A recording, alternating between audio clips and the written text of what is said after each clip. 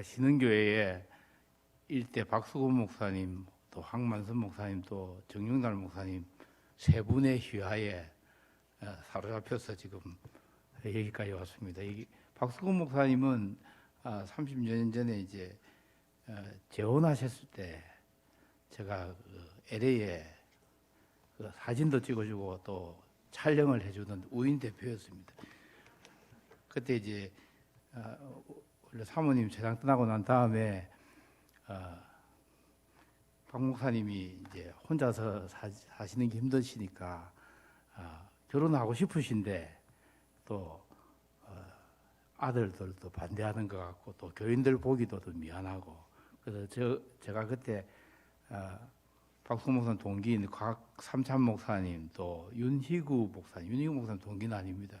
그분들하고 이제 미국을 거쳐가지고 남미로 이래 우리가 선교 여행을 가는데 아무리 눈치를 보니까 결혼을 시켜야 되겠다는 생각이 들어가지고 우리가 건하고 제가 이제 양복이 없어가지고 양복을 이제 드라이에 맡기고 그런 다음에 우리가 남미 올라오는 즉시로 그 당시 박현진 목사님이 총회장 지내셨는데 그분이 주례를 하시고 해서 또 박갑태 목사는 저 동기거든요.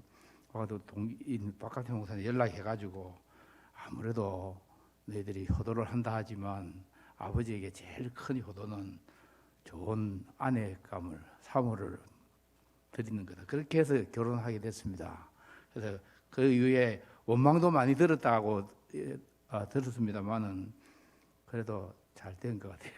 그 사모님은 그리고 난 다음에 제가 2012년에 오갈 데 없어가지고 안식년에 이제 산호 아파트에 이제 있게 됐는데 그때 또 그 박수 목사님이랑 사모님이 연말에 송구영 신예배 할 때 오셨더라고요. 그래서 그때 만나 뵙고 또 그 이후에 세상 떠나시고 난 다음에 또 그 사모님이랑은 지금도 계속 제가 안부도 묻고 그렇게 한 사이입니다.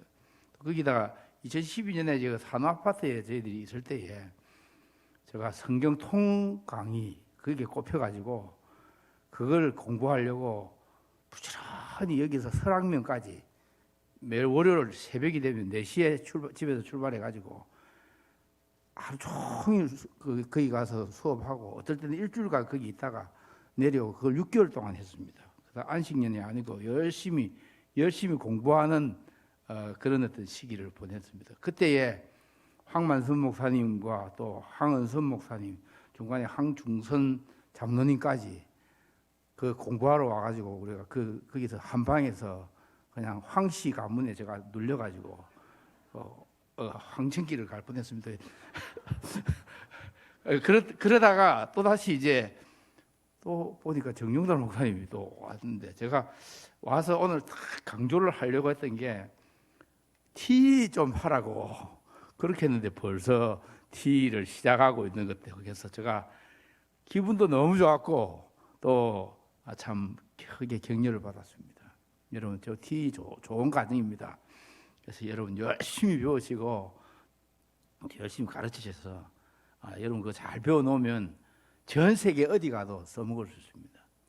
저는 뭐 지금 티 그 전 과정을 수십 차례를 인도를 했던 경험이 있고요. 제가 대만에 가서 보니까 대만이 이제 선교 역사가 한국보다 50년이나 빠릅니다. 근데 교회가 부흥이 안 돼요. 교회가 부흥이 안 되고 또 특별히 제가 있는 이제 객가족이라고 하는데 대만 전체 복음화율이 한 4% 5% 정도 된다고 하는데 한 2,500만 인구 중에서 그렇습니다.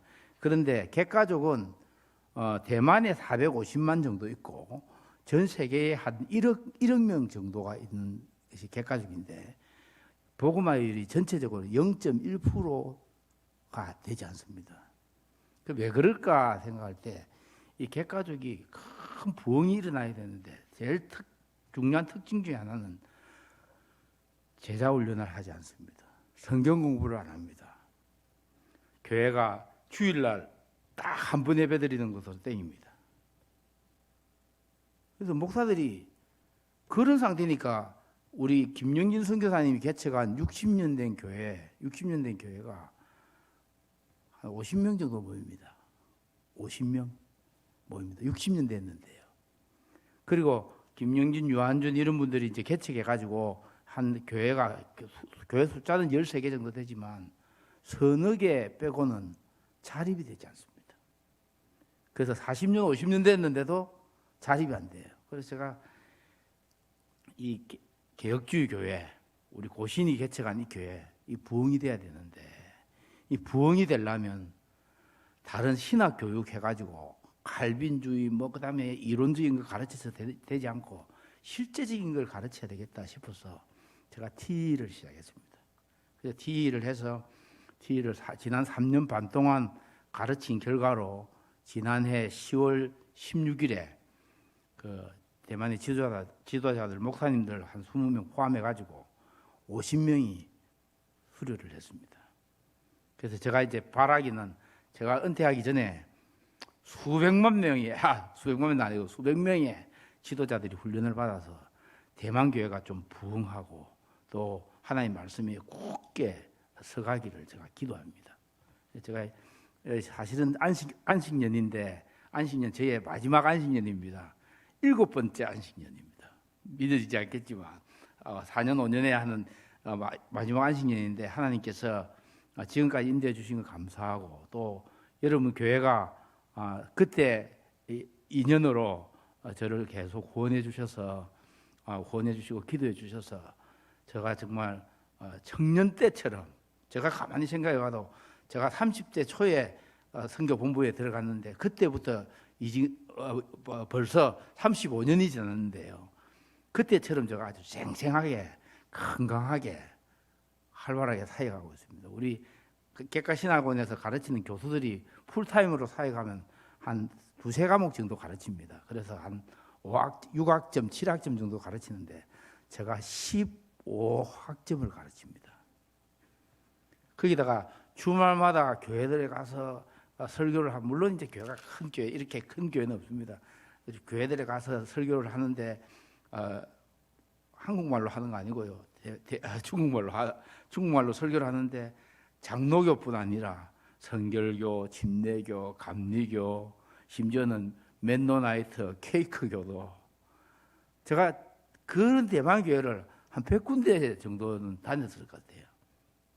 그래서 거기를 이제 고물차를 하나 몰고 가서 설교하고 그다음에 이제 설교하고 나면 그 이제 흥금한 거 이런 것들은 전부 다 또 객가신학교가 객가족이 복음화율이 너무 낮기 때문에 신학생들이 별로 없어요.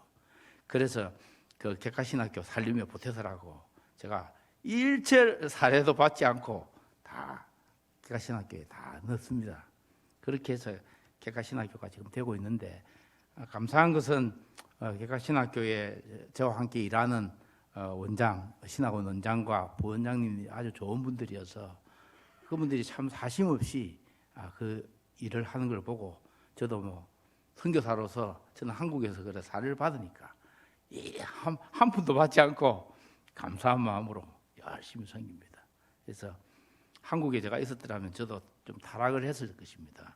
뭐 이제 어디 가면 뭐 봉투도 주고 뭐 선교사님 하는데 제가 한국에 와서 지금 이 교회 오니까 설교하기 전에 벌써 뭐 지난번에 성탄 선물이라고 또 권장로님이 봉투를 주고 또 사례도 설교도 안 했는데 사례를 줘가지고 제가 참 목사님이 하시는 말씀이 설교 하나 그냥 가셔도 됩니다. 참 하나님이 참 은혜를 베풀어 주셔서 제가 또 여러분 이 새로운 교회에 제가 처음 왔습니다. 11년 만에 와서 이제 보니까 여러분이 좀 특별히 새로운 목사님 오셔서 또 TE를 통해서 이렇게 교회가 아주 건실하게 자라가고 또 기초가 굳어지는 것에 정말 감사합니다. TE 이야기를 조금 하고 제가 설교를 간단하게 하겠습니다.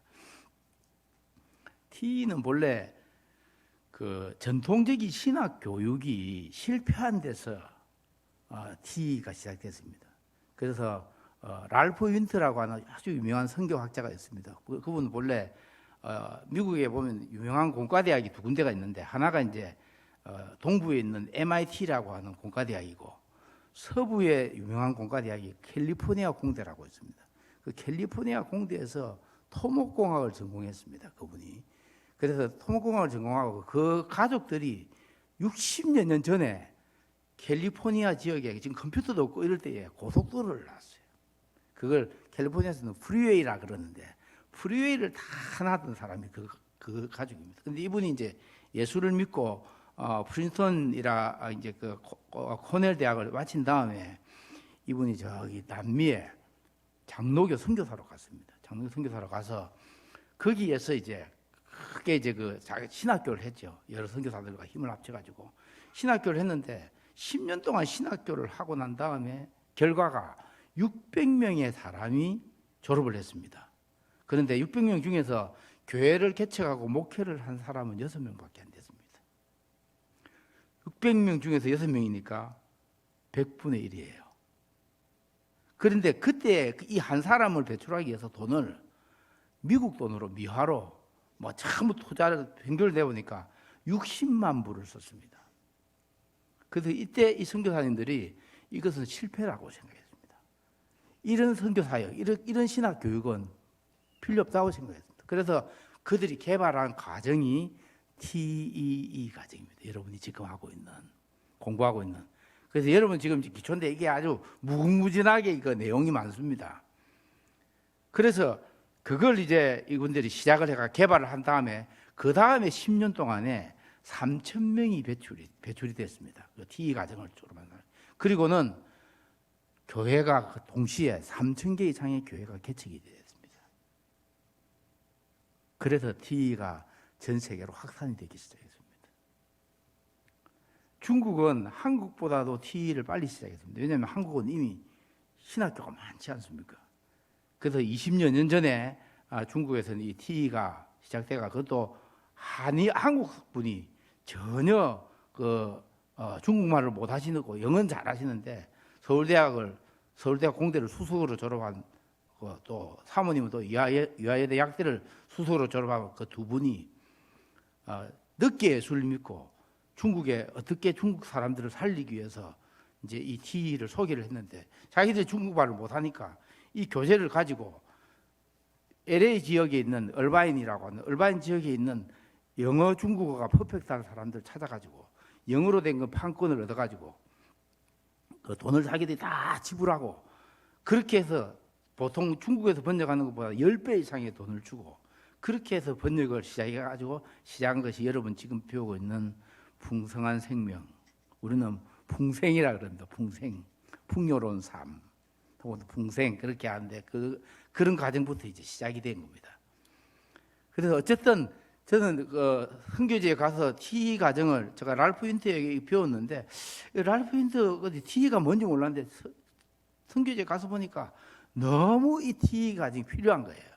왜냐하면 제가 처음에 가서는 이제 사람들이 저에게 와서 뭘 가르쳐 주면 좋겠냐 그렇게 묻길래 제가 설교를 가르치겠다고 그래서 설교자 학교를 시작했습니다. 그래서 초급, 중급, 고급 설교자 학교를 시작했는데 이 사람들이 설교자 학교를 배우고 난 다음에 설교를 잘해요. 중국 사람이 본래 말을 잘합니다. 말을 잘하는데 가만히 들어보니까 신학적으로 너무 엉터리인 거예요. 자기 하고 싶은 대로 우리 경상도 말로 하면 쪼대로 이야기하는 거예요. 지 마음대로 이야기하는 거예요. 그래서 이건 안 되겠다 싶어가지고 좀 체계적이고 또 그들이 좀 현장을 떠나지 않고 자기 직장을 버리지 않고 공부할 수 있는 방법이 없을까 생각하다가 TE를 만났습니다.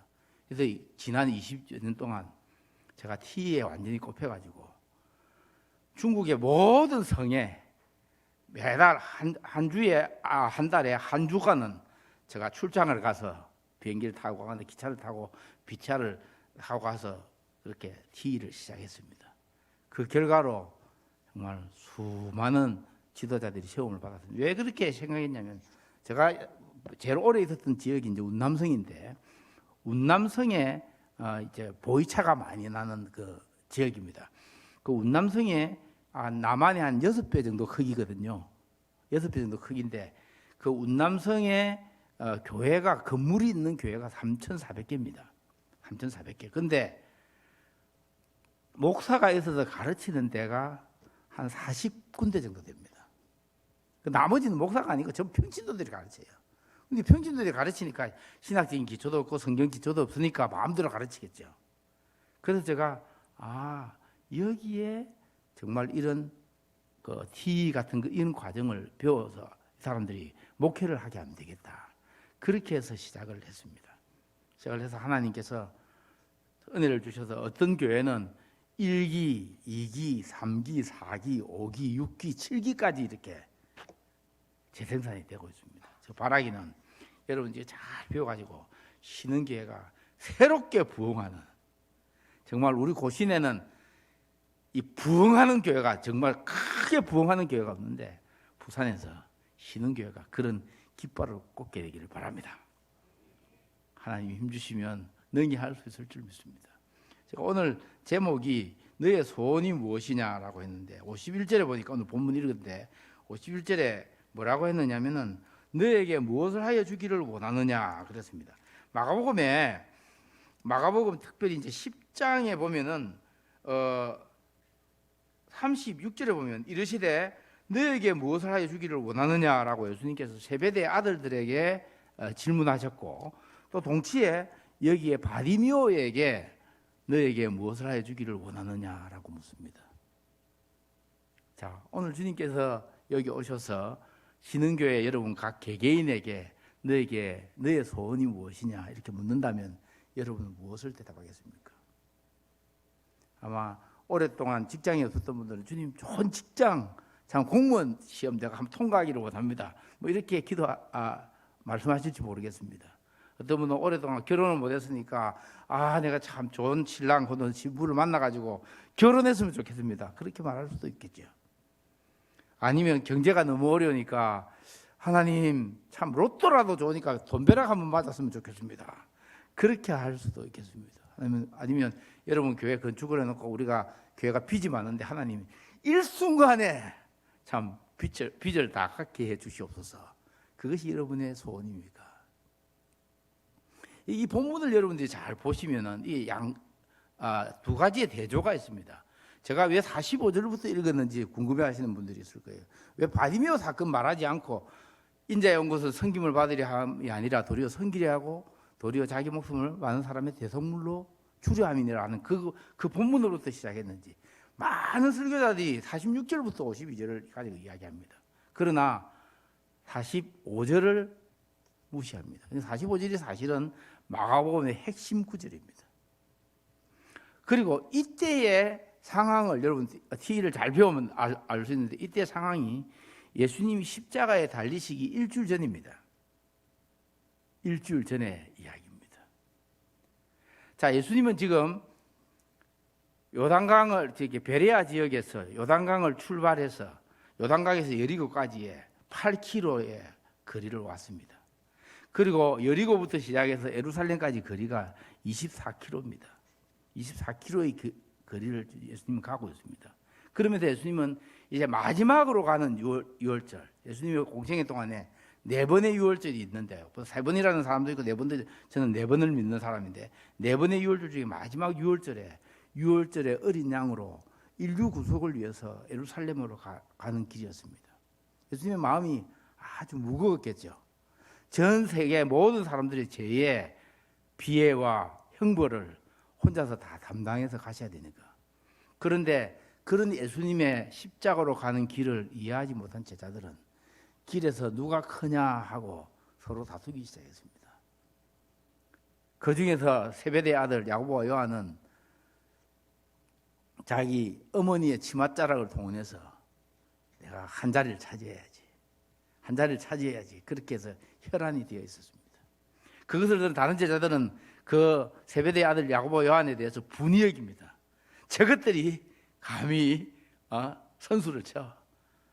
그렇게 했습니다. 참 이 세상은 높은 자리 가는 걸 참 좋아하고, 또 우리 심지어는 예수 믿고 나서도 한 자리 차지하는 걸 참 좋아하는 것 같습니다. 하나님께서 선교사로 저를 보내고 난 다음에 그런 헛된 야망을 저를 완전히 없애버리셨습니다. 저희 동기들 또 저희 친구들 제가 와서 보니까 대학교 총장도 되어 있고 또 신대원 원장도 되어 있고 또 총회장도 되고 부총회장도 되고 그런 것을 봤습니다. 제가 우리 동기들 중에서는 제일 먼저 학위를 했던 사람인데 저는 선교지에 가서 늘 생각할 때 나는 잊혀진 사람이구나. 한국에 그래서 저희 이름이 하민기인데 한 번도 하민기라는 본명을 쓰지 못하고 가명으로 하중복, 하요나, 하원장 이런 이름으로 지난 20여 년을 보냈습니다. 그러나 어느 순간 생각해 보니까 그러다가 TE를 인도하기 위해서 가면 그 마비도 주지도 않고 비행기 삭도 주지도 않고 그렇지만 제가 일주일 내내 그들과 함께 먹고 자면서 TE를 가르치고 그러면서 돌아올 때 하나님께서 저에게 많은 위로들을 주셨습니다. 그래서 하나님이 그런 베푼 은혜가 큽니다. 그래서 제가 그때 그렇게 생각했습니다. 내가 한국에 그대로 있었더라면 제가 신대원 다닐 때부터 두란노 소원에서 강의를 했던 사람인데 내가 많이 금방이나 떨었고 또 상당히 좀 내가 된 줄로 생각하고 그렇게 생각했을 겁니다. 근데 하나님이 선교사역을 통해서 저를 많이 낮추시고 제가 아무것도 아님을 알게 하시는 것, 그 감사합니다. 바라기는 여러분 그래서 지금 여기에 보면은 예수님을 따르는 제자들이요. 예수님의 십자가의 사건을 전혀 이해하지 못하니까 자기 희생이 뭔지, 내려놓음이 뭔지, 낮아짐이 뭔지, 겸손함이 뭔지 전혀 모르고는 누가 크냐고 다투고 있었습니다. 그러다가 그들이 여리고에 이르렀다 했습니다. 여리고에 여러분이 이르르면 무슨 생각이 들겠습니까? 가령 여러분들이 한산도에 가면 한산도에서 그 옛날에 예를 들면 이순신 장군이 한산 대첩을 했던 그런 것들을 생각할 수 있을 것입니다. 자, 여리고에 내가 이스라엘 사람으로 여리고에 이르면 무슨 생각이 들까요?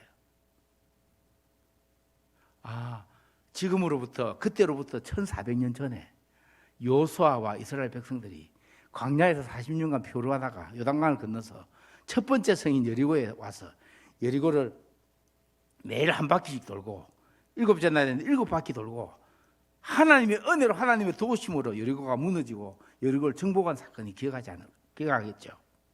그 주인공이 누구라고요? 여호수아죠.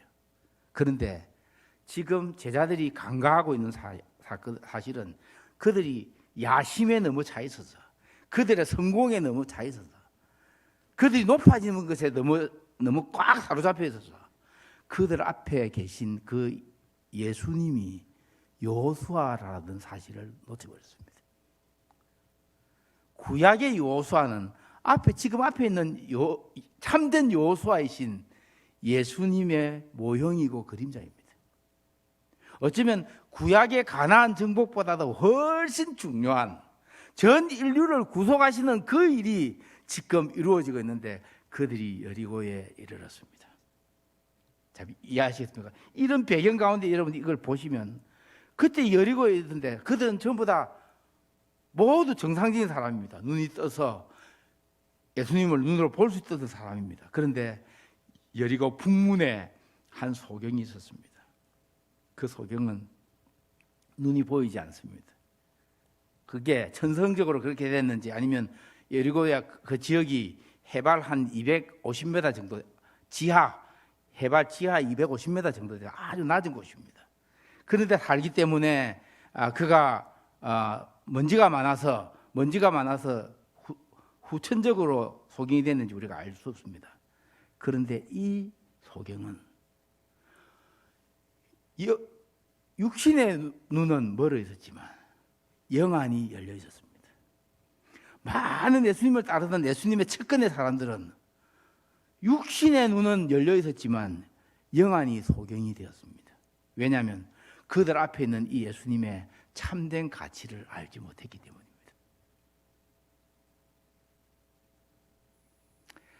여호수아는 예수라는 뜻입니다. 헬라어로는 예수고 히브리어는 예수야가 히브리어이기 때문에 그리고 그 여리고의 주인공인 그 여리고의 주인공인 그분이 바로 앞에 가고 있었습니다. 자, 여기에 한 거지 바디메오가 살고 있었습니다. 거지고 명인이니까 그의 일생은 매일 아침에 아버지의 손을 잡고 여리고 북문에 데려다 놓으면 하루 종일 나를 불쌍히 여기소서, 나를 불쌍히 여기소서, 한 분만 주세요, 한 분만 주세요 하는 가련하고 참 비참한 사람이었습니다. 소망이 없는 사람이었습니다. 다람쥐 쳇바퀴 돌듯이 그런 인생을 살았던 인간이었습니다. 그런데 어느 날 이 사람이 후각이나 청각이 아주 발달해 있지 않습니까? 한 사람이 지나가는 소리를 듣습니다. 야, 오늘 수입이 좀 짭짤하겠네 이러면서 오늘 무슨 일이냐 물었더니 나사렛 예수가 지나간다라고 합니다.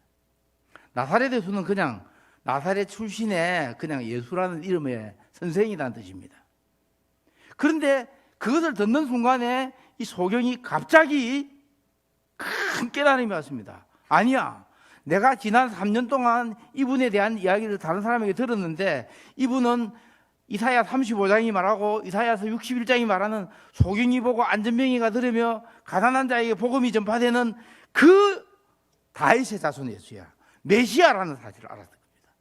그 메시아라는 말은 이분이 만왕의 왕이요 만주의 주요 역사와 인간사의 모든 흥망성쇠를 좌지우지하시는 분이라는 사실을 그때 알았던 거예요.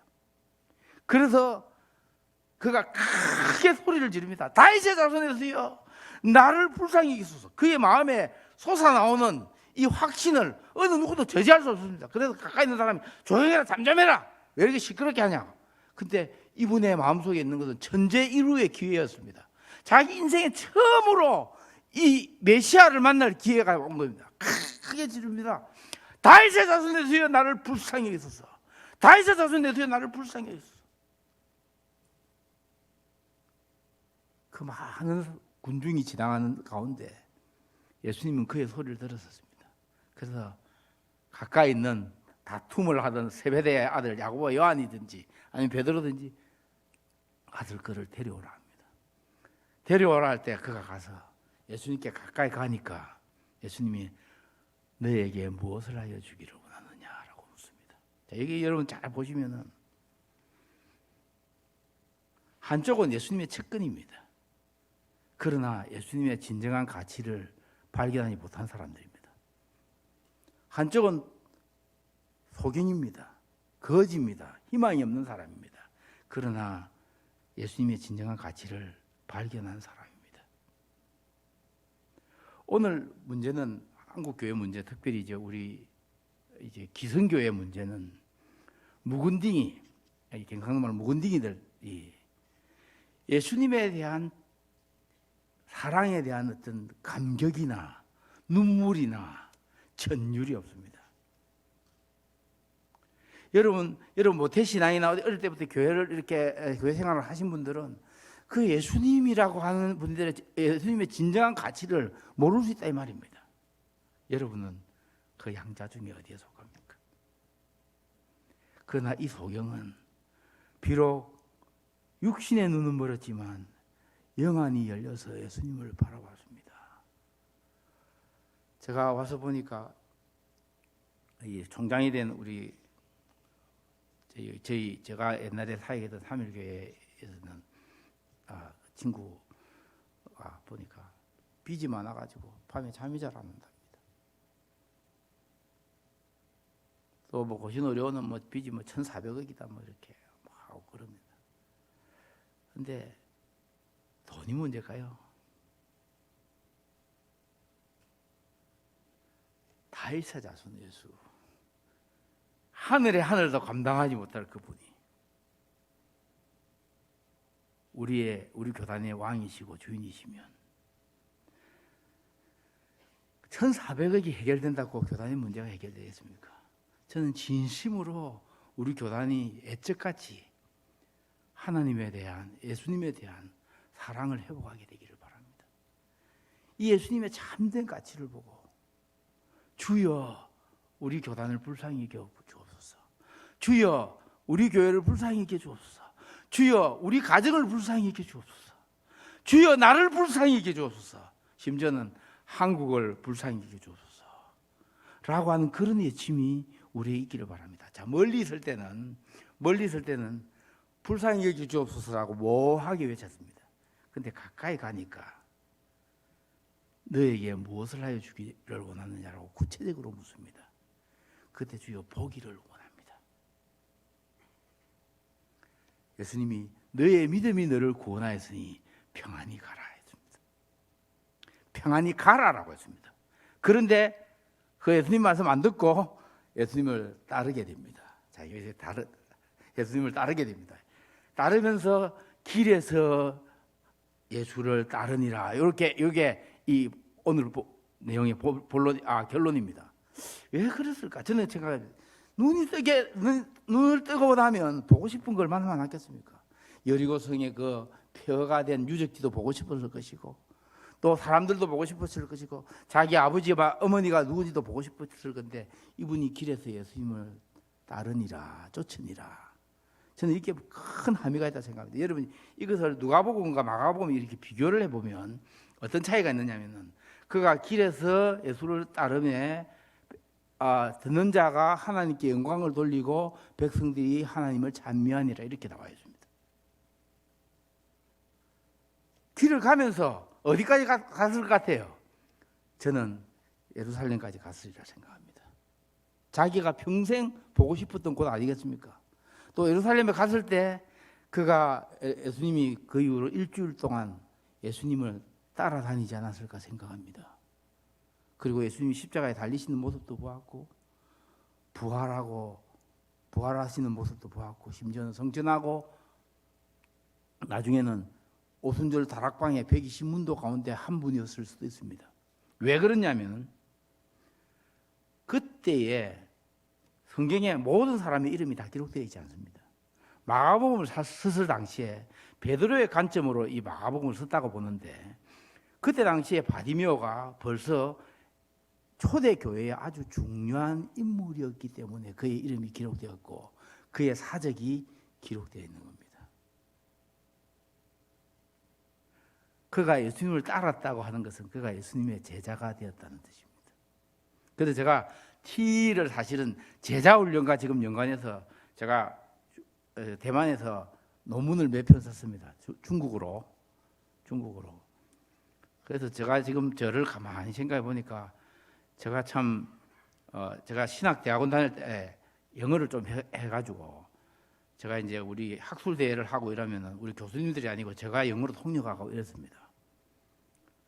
그래가지고 또 학위도 할 때 막 그냥 토플 시험 이런 거 바로바로 통과해가지고 바로 학위 코스에 들어가고 이렇게 해서 빨리 학위를 받았습니다. 근데 그렇게 난 다음에 제가 선교지에 있으니까 내 공부했던 그 영어를 어디서 먹지? 그래 생각했고요. 또 지금은 또 이제 일주일 내내 제가 15시간씩 그 중국어로 강의를 하고 또 다른 데 이제 또 주말마다 가서 설교를 하고 중국어로 하는데, 아이고 좀 한국에 가면 날 아무도 잘 모를 낀데 어떡하지? 제가 안식년에 들어오면서 그런 생각들이 좀 들었습니다. 근데 안식년 들어오니까 제 친구 선교사 하나가, 아니 필리핀에 와서 지금 한 주간 동안 좀 집중 강의로 영어를 한 40시간 정도 강의해 줄 수 있겠냐? 내가 아무리 찾아봐도 하민기 니밖에 없다. 그래서 제가 지금 중국어로 하다가 지금은 한국어로 하고 있는데 또 나중에 또 영어로 또 해야 될 뻔해. 그래서 가만히 생각해보니까 제 인생이 나이롱 바가지 같은 팔자다, 이런 생각이 들었습니다. 옛날에 나이롱 바가지가 처음 나왔을 때 물 퍼면 물바가지, 살 퍼면 살바가지, 국 퍼면 국바가지, 깨지면 완전 똥바가지, 이렇게 된장도 퍼고 이래. 그래서 하나님이 지금 써먹으시려고 지난 그 긴 세월 동안에 저를 이렇게 숨겨놨구나, 그런 생각을 합니다. 그래서 감사한 것은 제가 녹슬지 않고 달아서 서임을 받기를 원합니다. 또 와서 보니까 이제 T를 또 이제 이게 부산에서 좀 인도를 해달라고 이게 의료선교 훈련원에서 요청이 와서 제가 하는 수 없이 한 달에 한 번 정도 나와서 집중 강의를 또 해야 될 것 같습니다. 어쨌든 여러분, 지금 하나님이 여러분이 찾아오셔서 여러분이 물으신다면 여러분 소원이 무엇입니까? 예수님을 따르던 제자들이 여리고를 지나면서 그때로부터 1400년 전에 여리고성을 정복했던 기적이 단지 지난날 우리 조상들에게 일어났던 일이라고만 생각했습니다. 그때 여호수아 시대에 구원받았던 사람 누구죠? 여리고성의 라합. 라합은 마태복음 1장에 보면은 예수님의 조상에 들어 있습니다. 그런데 지금 여호수아보다 더 위대한 참된 여호수아가 앞에 가고 있습니다. 또 라합의 후손 중에서 그 메시아인 예수께서 그들 앞에 가고 있습니다. 그런데 그 기회를 놓쳐버리고 있습니다. 여러분, 여호와를 만날 만한 때에 만나시고 찾으실 때에 찾기를 바랍니다. T 공부할 기회가 있을 때 열심히 배우시기를 바랍니다. 제가 신학교 다닐 때 그런 걸 좀 알았으면 제가 이런 후회를 하지 않을 텐데, 우리는 늘 생각할 때 뭐 한상동 목사님, 주기철 목사님, 손정환 목사님 그분들의 신앙을 본 내하고는 아무 관계가 없는 것처럼 생각합니다. 그 하나님은 지금 이곳에 살아계셔서 저와 나의 왕이요 주가 되십니다. 그분을 지금 붙잡고 나의 주 나의 하나님으로 모시고 사는 것이 저와 여러분의 책임입니다. 하나님이 우리 교단에 또 신흥교회에 또 저에게 우리 모든 가정에 은혜 베푸시기를 원합니다. 성령님 오셔서 우리가 주님보다 우리 교단의 크기를 의지하고 또 고신으로를 이용하여 자신의 이익을 추구했던 모든 죄를 깨닫게 해 주옵소서. 교단 안에 교권과 좌파 우파와 같은 그런 것들이 무너지게 하시고 정말 예수가 우리 교단의 주인이 되고 우리 교회의 주인이 되고 예수님이 돈보다도 어떤 것보다도 가장 귀한 분임을 고백하는 교단이 되게 하옵소서. 우리 함께 기도하겠습니다.